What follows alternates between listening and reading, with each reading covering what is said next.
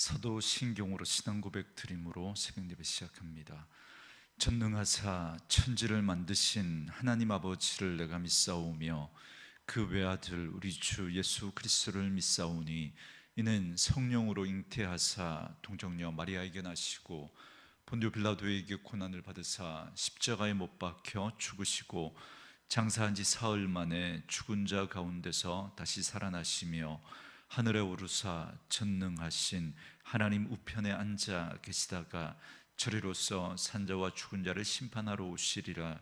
성령을 믿사오며 거룩한 공회와 성도가 서로 교통하는 것과 죄를 사하여 주시는 것과 몸이 다시 사는 것과 영원히 사는 것을 믿사옵나이다.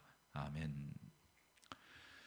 아침에 우리에게 주시는 하나님의 말씀은 사도행전 20장 1절로 16절 말씀까지입니다.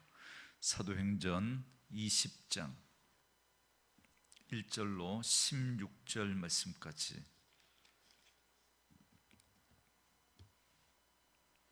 사도행전 20장 1절로 16절까지 우리 말씀 찾으셨으면 한 목소리로 같이 읽습니다.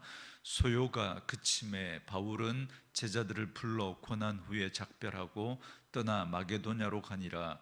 그 지방으로 다녀가며 여러 말로 제자들에게 권하고 헬라에 이르러 거기 석 달 동안 있다가 배 타고 수리아로 가고자 할 그때에 유대인들이 자기를 해하려고 공모함으로 마게도냐를 거쳐 돌아가기로 작정하니 아시아까지 함께 가는 자는 베레아 사람 브로의 아들 소바도와 데살로니가 사람 아리스다고와 세군도와 더베 사람 가이오와 및 디모데와 아시아 사람 두기고와 드로비모라.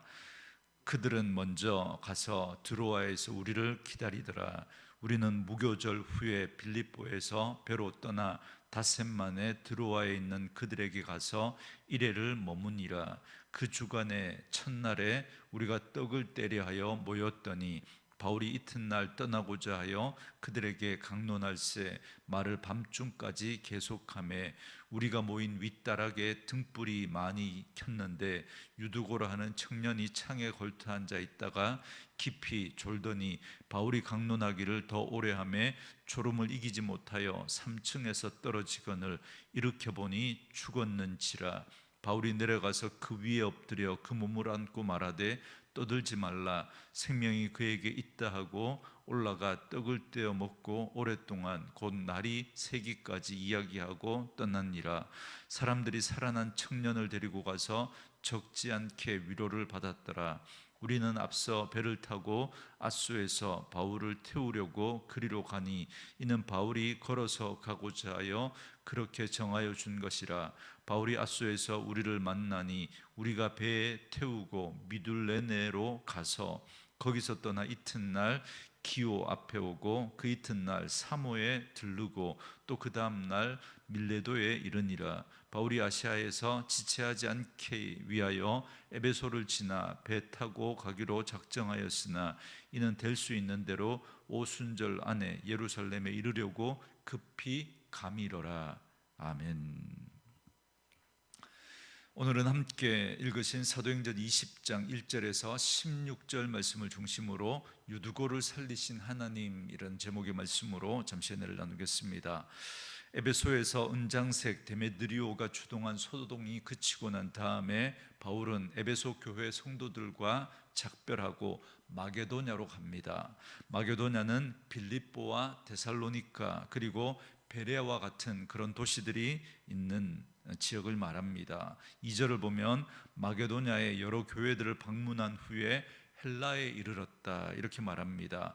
여기 헬라는 마게도냐 아랫지방인 오늘날 그리스 지역을 말하는데요, 성경에는 아가야라고 그렇게 나옵니다. 헬라의 대표적인 도시로는 아덴, 아테네와 고린도와 같은 도시가 있습니다. 3절에 보면 바울은 이곳 헬라에서 석 달 동안 머물렀습니다. 바울이 머무른 곳은 고린도입니다.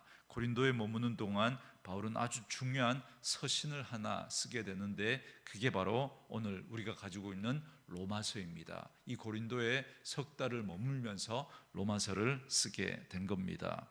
자, 다시 3절을 보면 고린도에서 석 달을 머문 후에 바울은 이제 수리아로 가고자 했습니다. 수리아로 간다라고 하는 이 말은 자기를 파송한 교회가 수리아 안디옥 교회이지 않습니까? 그러니까 안디옥 교회로 가겠다라는 말입니다. 그런데 그 교회에게 차질이 생겼습니다. 왜냐하면 유대인들이 바울을 해하기로 작정하고 모의했기 때문에 그렇습니다. 특별히 지금 바울이 지금 그 수리아 안디옥으로 이렇게 가려고 했던 그때가 언제냐면 6월절이 다가오는 기간이었습니다. 6월절에 수많은 디아스포라들, 흩어졌던 유대인들이 다 예루살렘으로 가려고 합니다. 그런데 그 예루살렘으로 가는 그 길에 바로 이 수리아를 거쳐서 많은 사람들이, 그러니까 배를 타고 수리아로 가서 이제 거기서 이제 예루살렘으로 가는데 바울과 이렇게 동선이 겹칠 수밖에 없었습니다. 그런데 그들 가운데 일부가 기회를 봐서 바울을 해치고자 했기 때문에, 그래서 하는 수 없이 바울은 배를 타고 수리아로 가는 그 계획을 포기합니다. 배 타고 가면 편하게 갈 수 있는데 그걸 포기하고, 그래서 다시 왔던 길을 되돌아 육로로 가기로 그렇게 결정을 합니다. 그래서 육로를 이용해서 마게도냐 지방으로 갑니다. 4절에 보면 마게도냐 지방을 지나 아시아까지 먼저 간 7명의 명단이 나옵니다. 아마 혹시라도 있을지 모르는 그런 위험을 대비해서 사람들의 눈에 띄지 않게 이제 그 인원들을 나누어서 그렇게 이동했던 것으로 보입니다. 그런데 여기서 흥미로운 건 여기 이 7명의 명단인데요, 이 사람들이 누구냐면 바울이 1차, 2차, 3차 전도 여행을 하면서 그때 복음을 전하며 예수 믿게 된 열매들이라는 것입니다. 그러니까 이제 막 바울의 전도를 받아서 생겨난 각 지역의 일꾼들이 바울의 전도 여행에 함께 동참했다라는 겁니다. 이걸 보면 우리들의 입장에서 한번 생각해 보면 이제 막 생겨난 개척 교회에서 중요한 일꾼들을 선교사로 파송했다라는 말입니다. 여러분, 개척 교회니까 인적 물적 자원이 얼마나 부족하겠습니까? 그런데도 헌신된 일꾼들을 바울의 전도 여행에 동참시켰다라는 겁니다. 그만큼 초대교회는 선교하는 일에 아주 헌신된 그런 교회였다라는 걸 알 수 있습니다. 그래서 복음을 전하고 또 선교하는 일에 아주 헌신했던 그런 교회였다라는 걸 알 수 있습니다. 이렇게 동역자들이 먼저 가서 아시아의 관문이라고 할 수 있는 드로아에서 바울을 기다렸습니다. 이 드로아는 2차 전도 여행 중에 바울이 마게도냐인의 환상을 보고 마게도냐로 전도 여행을 바꾸는, 그래서 아시아로 가고자 했던 그 바울이 이제 유럽으로 이렇게 전도 일정을 바꾸게 되는 그 환상을 봤던 곳이 바로 이 드로아 지역입니다. 이게 드로아, 그러니까 우리는 물론 성경에서 익숙한 지명이긴 하지만, 그러나 이 지역이 우리가 세계사나 영화에서는 바로 트로이 목마라고 할 때 바로 이 트로이 지역을 말합니다. 6절에 보면 바울 일행도 무교절을 지나 마침내 트로이에 도착하게 됩니다. 바울은 드로아에서 일주일을 머뭅니다. 그리고 7절에 보면 그 주간의 첫날에 우리가 떡을 때려 하여 모였더니 바울이 이튿날 떠나고자 하여 그들에게 강론할세 말을 밤중까지 계속하매, 이렇게 말합니다. 여기 아주 중요한 표현이 하나 나오는데요, 그 주간의 첫날에 떡을 때려 모였다라고 하는 이 표현입니다.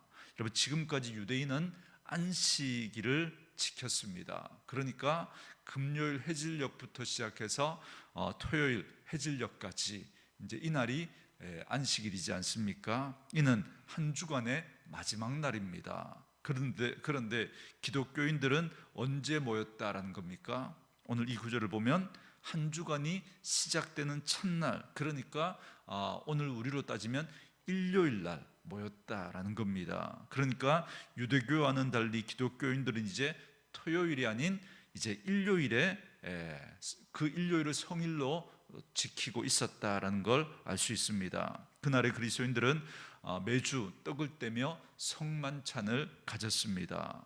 이렇게 우리 기독교는 예수님이 부활하신 날인 안식 후 첫날, 이 날을 주님의 날로 기억하고 주일로 우리 지킵니다. 그 시작이, 그 근거가 여러분 오늘 말씀에서 보면 초대교회 그리스도인들이 이렇게 주일날 모였구나라는 걸 여기서 알 수 있습니다. 그런데 지금처럼 일주일에 하루를 쉰다라고 하는 그런 개념이 당시에는 없었거든요. 특별히 여기는 이방 지역, 헬라 지역이지 않습니까? 그들에게는 안식일 개념도 없었지만 지금처럼 일요일 쉰다 이런 개념이 없을 때였습니다. 그렇기 때문에 당시 그리스도인들은 낮에는 일을 하고 저녁에 모여서 예배를 드렸습니다. 바울은 그 예배 가운데 지금 말씀을 전하고 있는 겁니다. 8절에 보면 그들이 모인 곳은 3층 다락방입니다.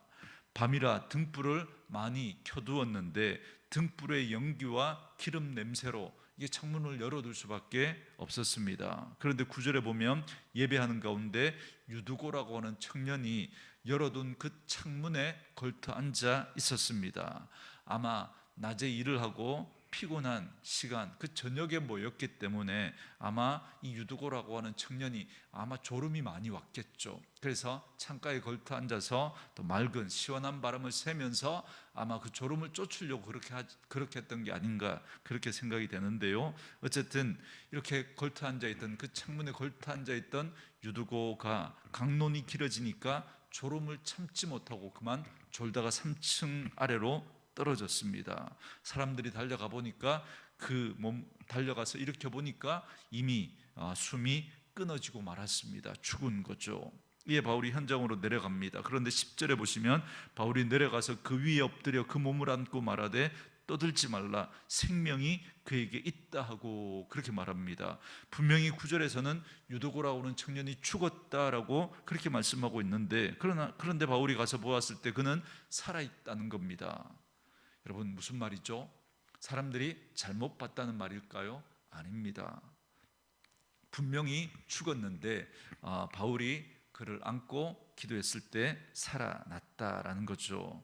죽었다가 살아난 유두고로 인해서 사람들은 가슴을 쓸어내리게 되었고 큰 위로를 받았습니다. 그런데 여기서 생각해 볼 것은 바울과 같은 성령 충만한 복음 전도자가 설교를 하는데도 유두고처럼 조는 사람이 있었다라는 사실입니다. 사실 바울은 뛰어난 설교가는 아니었습니다. 고린도후서 11장 6절에 보면 사람들이 이렇게 말하지 않습니까? 네가 비록 말에는 부족하나 지식에는 그렇지 않다, 이렇게 사람들이 말했던 걸 보면 바울은 그렇게 뛰어난 설교가는 아니었던 것 같습니다. 반면에 지식에는 그렇지 않습니다. 우리가 가지고 있는 로마서, 우리가 조금 전에도 말씀드렸지만 고린도에서 석 달을 머무는 동안 로마서를 기록하지 않았습니까? 여러분, 이 로마서가 복음의 진수를 정말 잘 보여주는 말씀이지 않습니까? 그만큼 바울은 지식적으로 뛰어난 이론가였습니다. 그러나 반면에 그런 지식에도 불구하고 설교에는 좀 부족했던 것 같습니다.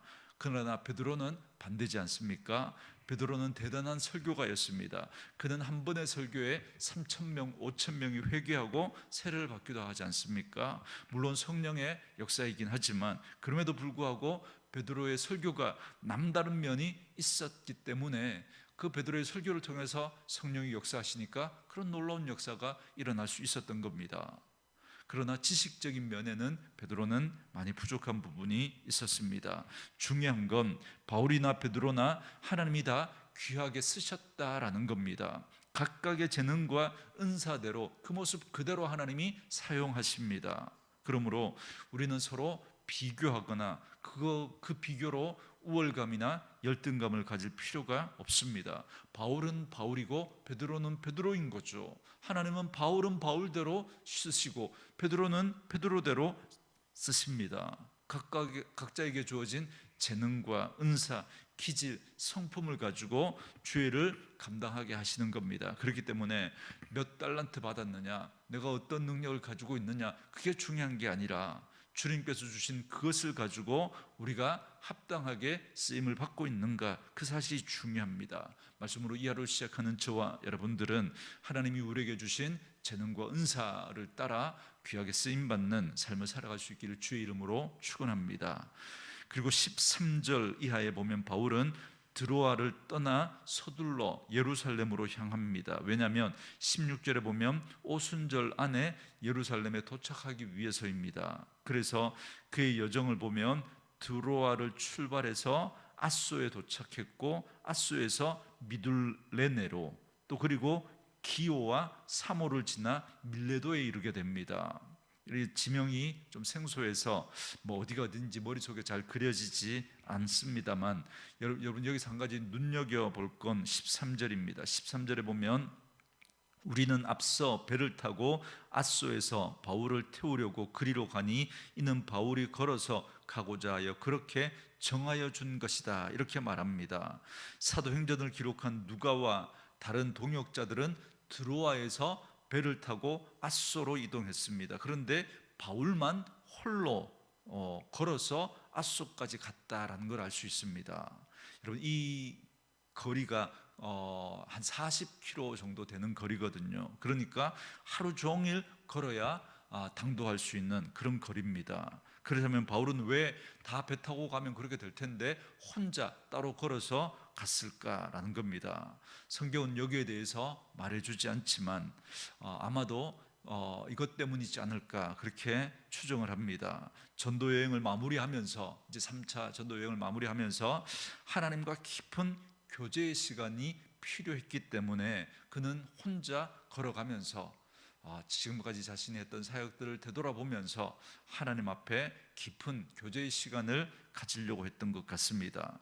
바쁜 일정과 늘 사람들과 함께 있기 때문에 바울은 홀로 하나님과 깊은 만남을 가질 시간이 잘 없었던 것 같습니다. 그래서 다시 예루살렘으로 돌아가는 그 과정 속에서 한 부분을 딱 떼어내서 다른 모든 사람들과 이렇게 떨어져서 홀로 걸어가면서 하나님과 깊은 만남을 가졌던 것 같습니다. 마치 예수님이 한적한 시간에 홀로 기도했던 것처럼 바울도 그렇게 하나님과 홀로 또 깊은 교제를 가지면서 자신의 사역들을 되돌아보는 그런 시간을 가졌던 것 같습니다.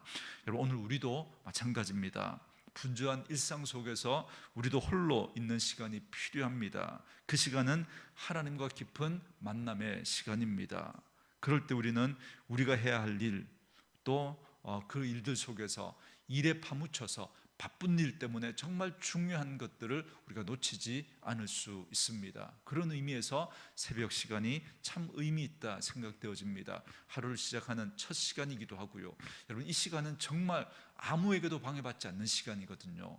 이 시간에 누가 우리에게 전화 오지 않습니다. 이 시간에 여러분, 우리를 방해할 수 있는 사람, 방해하는 것들은 거의 없기 때문에 이 시간에 우리가 주님과 깊이 교제할 수 있는 그런 시간이기 때문에 그렇습니다. 오늘 본문은 바울의 3차 전도 여행 후반에 있었던 세 가지 일을 말해줍니다. 이를 통해서 오늘 우리도 주일을 감당할 때 어떻게 해야 하는지를 우리가 교훈을 받을 수 있습니다. 우리가 주일을 감당하고자 한다면 우리는 초대교회와 같이 기꺼이 희생하고 헌신할 수 있어야 합니다. 바울이 개척한 교회들이 일꾼들을 세계 선교를 위해서 기꺼이 보냈습니다. 인적 물적 자원이 부족했음에도 불구하고 복음 전하는 일에 우선순위를 두고 헌신했던 걸 알 수 있습니다. 또한 우리는 하나님이 주신 각자의 재능과 은사를 따라 섬겨야 합니다. 내게 없는 것을 다른 사람에게는 있고 내게는 없는 것을 부러워하면서 그렇게 할 필요가 없습니다.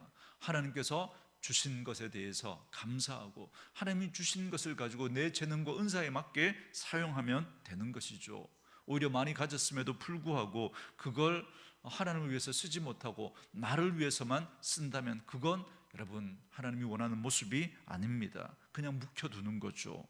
내게 주신 은사와 재능을 따라 섬기되 바울과 같이 열심을 다해서 섬기면 됩니다. 마지막으로 아무리 바쁘고 또 일이 많다고 하지만 그러나 하나님과의 만남, 교제의 시간을 결코 소홀히 해서는 안 됩니다. 그러므로 오늘 본문에 나오는 바울과 그 동역자들처럼 우리도 헌신된 하나님의 일꾼이 되어 더욱 주님이 맡기신 일들을 잘 감당하면서 또 하나님의 몸된 교회를 세워가고 하나님의 뜻을 이루어가는 그런 저와 여러분들이 될 수 있기를 주의 이름으로 축원합니다. 주신 말씀 묵상하시면서 이 찬양 함께 들으시며 기도하는 시간 갖겠습니다.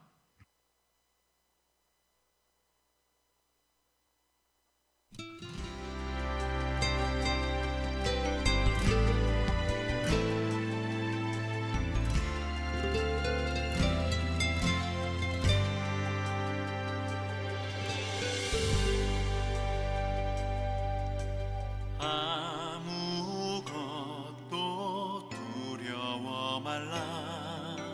주 나의 하나님이 지켜주시네. 놀라지 마라, 겁내지 마라. 주님 나를 지켜주시네.